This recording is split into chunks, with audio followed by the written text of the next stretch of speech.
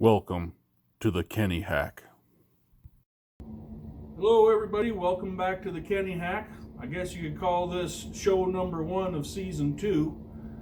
Just kind of been enjoying my summer off, kind of took a little break from lasering every day. I kind of went for about a year straight of running my laser every day and decided that, it was a good time to maybe step back, take a break, kind of enjoy my summer, and kind of going into the winter months here in Montana, kind of hopefully got some new ideas, some new things to try, hopefully something new to bring to this channel.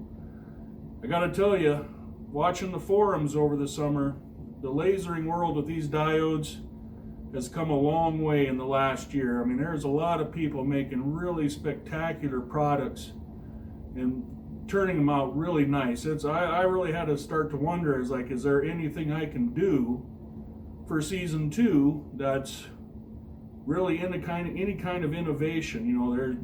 There's so many people doing so many great things. I really wonder how much more I can really contribute to this hobby or side job or whatever you're doing.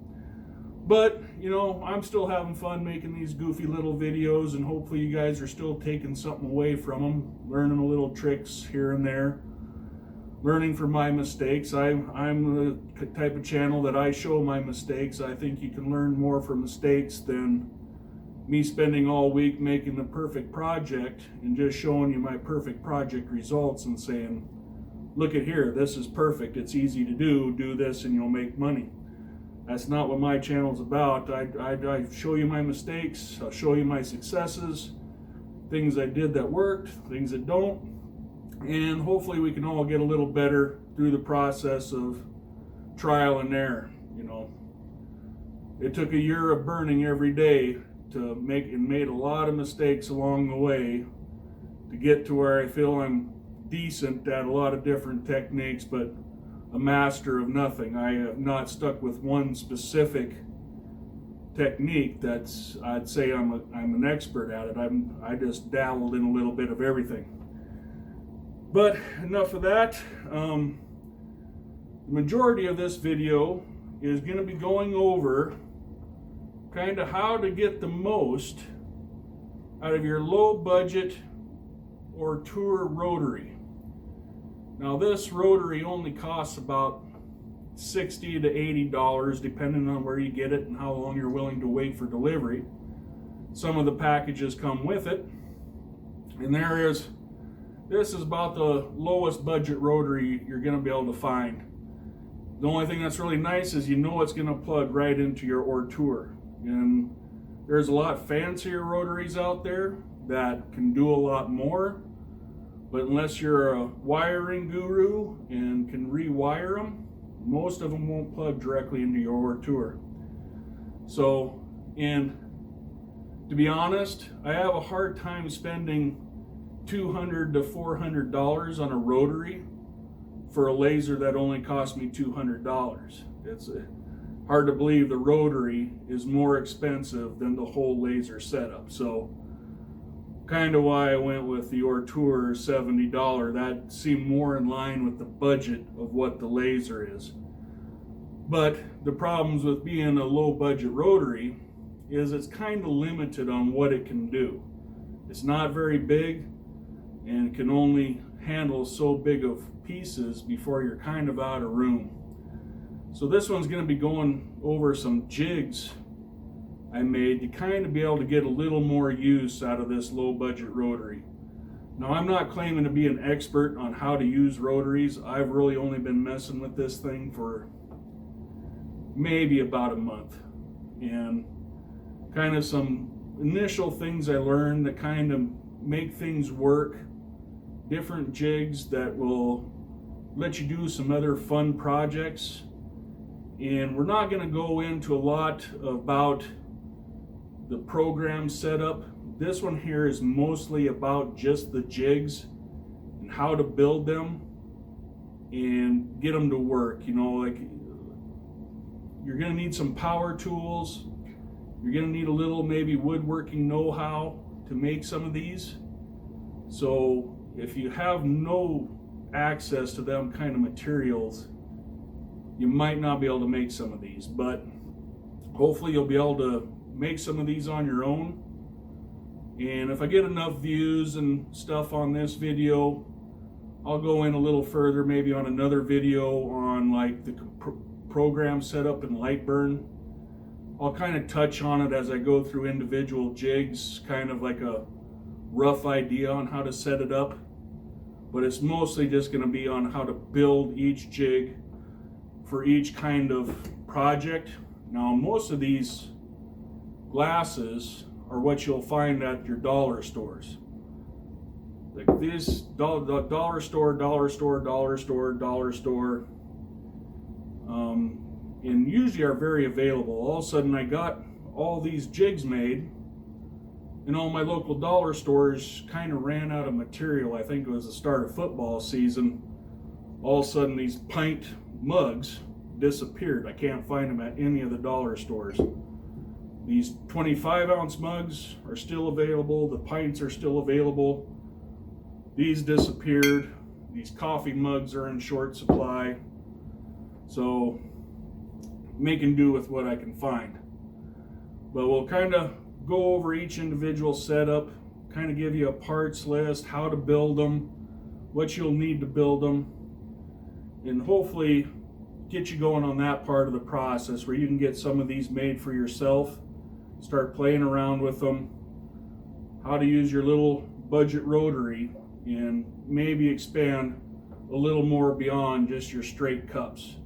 These are fairly easy to do on these, but you start getting into the handles, all of a sudden it starts becoming a little cumbersome. So we'll go over all these jigs and go from there. So hopefully I got it all in frame here. Now this is the one thing I'm going over that's not for the rotary. This here is a paint can shaker. Now this is only of any use if you already have a reciprocating saw. Don't go run out and buy one of these just to shake your paint. It's going to be pretty pricey. It's probably not worth it in the long run, but I already had this. So get tired of shaking these cans for 2 minutes. When you're old like me and your arm's not in that good a shape anymore, it's nice to use the power tools. So all this is just a cordless reciprocating saw. Get a 3-inch PVC pipe. You cut it about to a foot of length, just as long as it's long enough to fit the can in. You're going to need about a 1-foot blade on your reciprocating saw. Just attach it with a couple big hose clamps.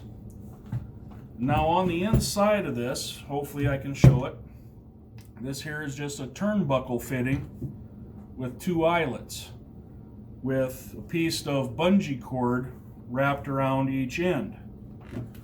And then on the end of here, I cut in a couple slots with the reciprocating saw just for the elastic to fit in there.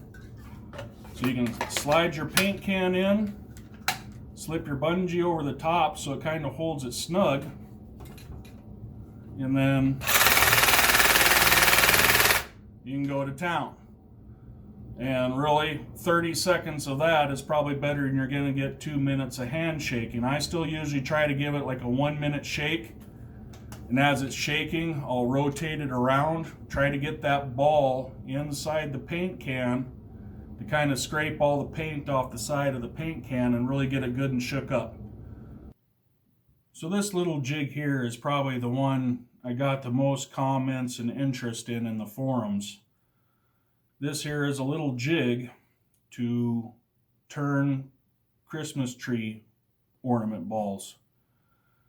Now, I didn't come up with this idea. Actually, a guy named Tom Lewis, who's in a couple of the laser forums. You might want to, if you're in the laser forums, look him up in your forums.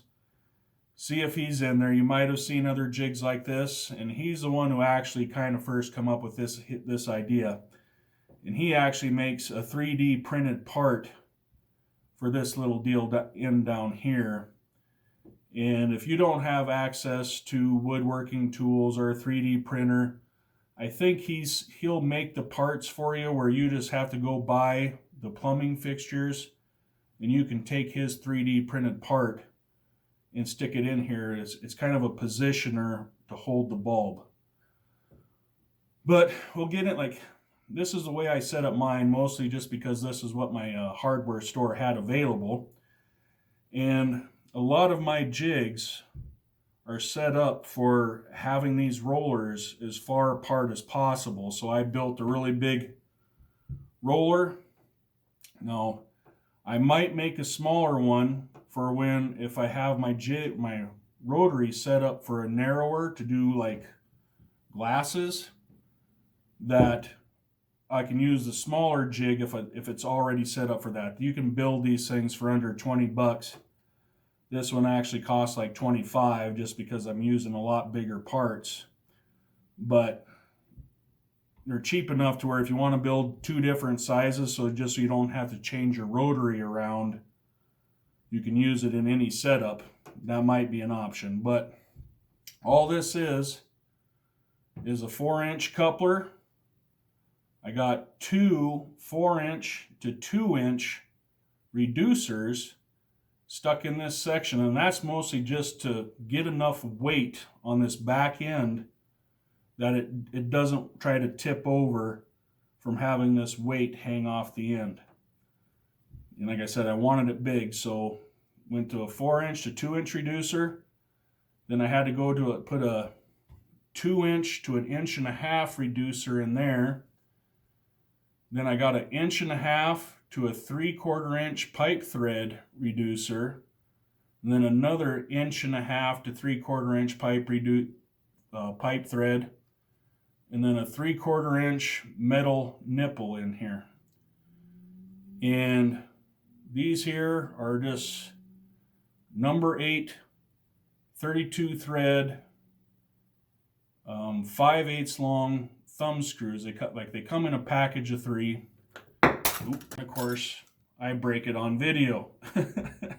So there you go, me showing you my dumb mistakes. There you go, that's my first little project, was my join the dark side bulb. And as usual, trying to make videos, you make stupid mistakes. But anyways, it was a demo piece. And what I did is I drilled in 3 different holes at different depths so I could kind of adjust how the bulb sat in here. I wanted it to kind of sit flush to this end of this ring, and these things kind of have usually like a little nipple, plastic nipple on the inside. I had to Dremel that piece out and get it smooth in there so the bulb could sit flush. And you'll see inside of here, now this is the part he 3D printed, is he's got like a little 3D piece that adjusts in and out of here. Mine is just a wood block, wooden dowel, and it's, sorry, there's apparently still wet paint.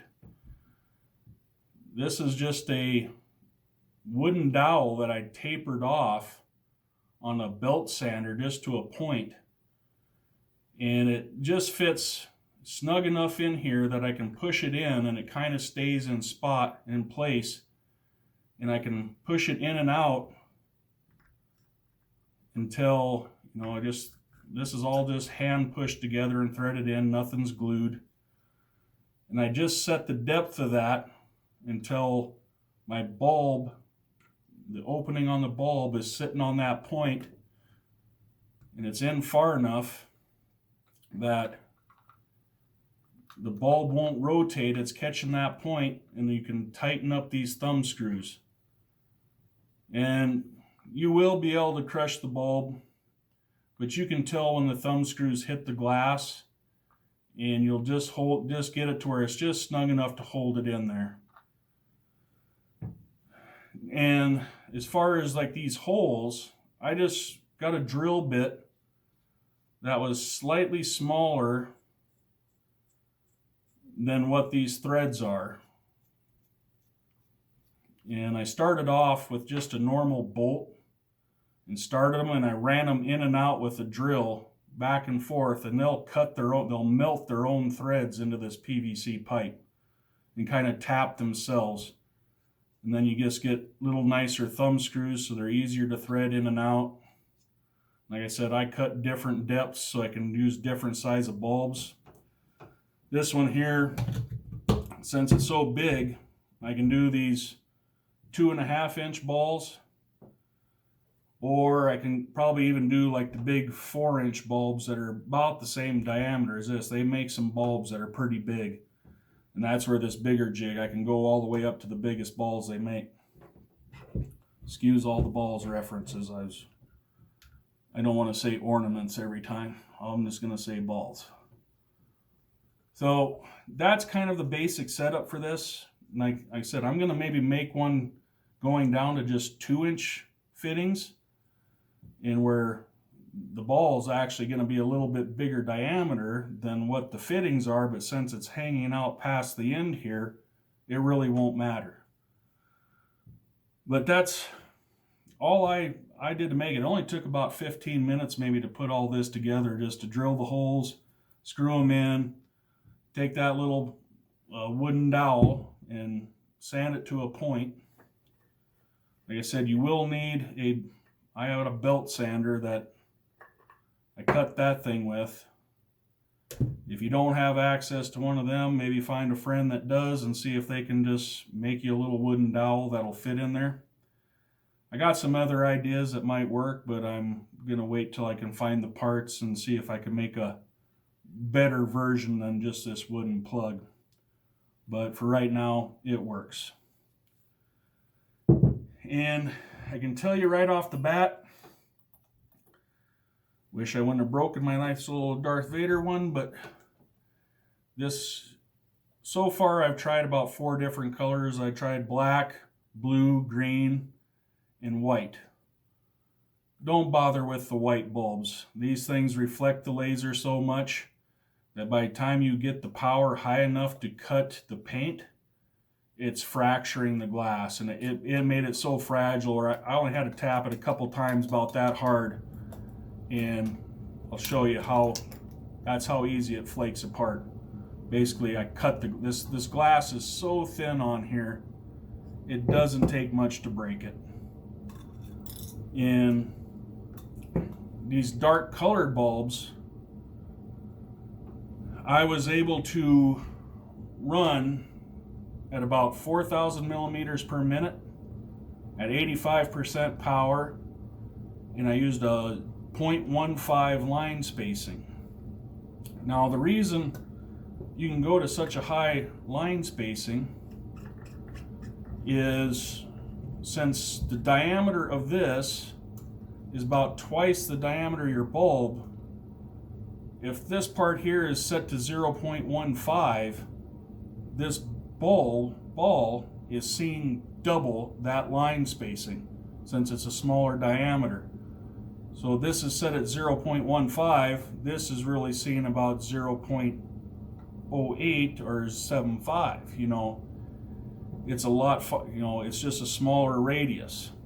Now, also when you set this up, since this is double the size of this ball, your image needs to be twice as, almost double the height over its standard size. Like I set this to 35 millimeters tall or wide this way, and like if my proper aspect ratio was like 70 millimeters in this direction, I stretched it to 140 millimeters to kind of warp the image, and it just, since it's turning this part, this ratio will shrink.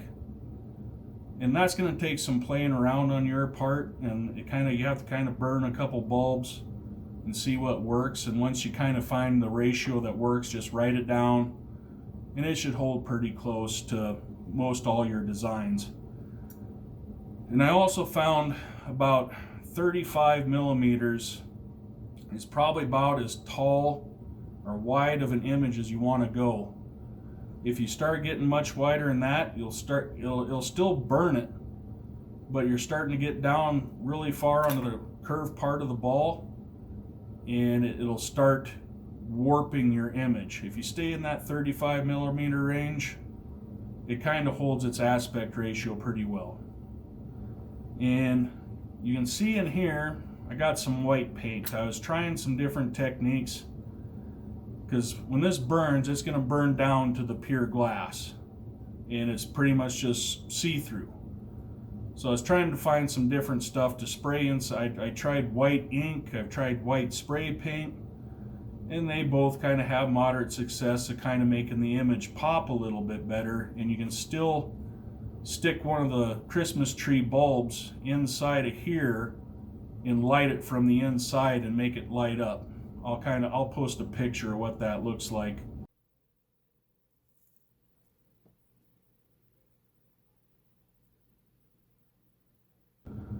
But there's my remnants of my first try at the Christmas bulbs. You can see how fragile these glass ones are. Now the very first one of these I did, this is a plastic bulb. And I haven't checked this plastic to see if it's PVC plastic. That's kind of a bad thing to do. I don't recommend it. This was about a 2-minute demo cut. I just wanted to see if my rotary worked. And I used the same settings on this as I did on the glass ones, 4,000, 85%, and actually I could see flames coming off of this ball. I was amazed the flame sensor didn't shut it down. But they do work, but if you're gonna use these, do a chloride test, get a chunk of plastic there and melt it down onto something and set it on fire and see if it burns green. If there's any kind of green hue, it's got chlorides in it, don't burn them. But as far as the glass balls, I think all the darker colors will work. Stay away from the whites, probably the silvers, the golds, anything highly reflective is probably going to reflect the laser too much where it won't cut the paint off. I said these things are micro thin glass, micro thin paint. It don't take much to strip that paint off. It can even be out of focus. I set my focus height kind of about mid curve. Right here was the zero focus line, so it's kind of in and out of focus, high and low across the image. But that paint on here that is so thin, it just doesn't take much to take it off. So hopefully that's a good enough introduction to the little paintball or Christmas tree ornament jig. And as with all my videos, I'm talking way too long, and this video is already stretching out to 23 minutes or so already. So we're going to just call this video 1 of the Rotary Jig series. If I get enough views and enough interest and likes, I'll make some more videos on some of the other jigs I've made, kind of going over how to make them for mugs with handles. And we'll just start with there for episode 1 of season 2. Once again, thanks for watching. Please like and subscribe, share, and I'll see you on the next video.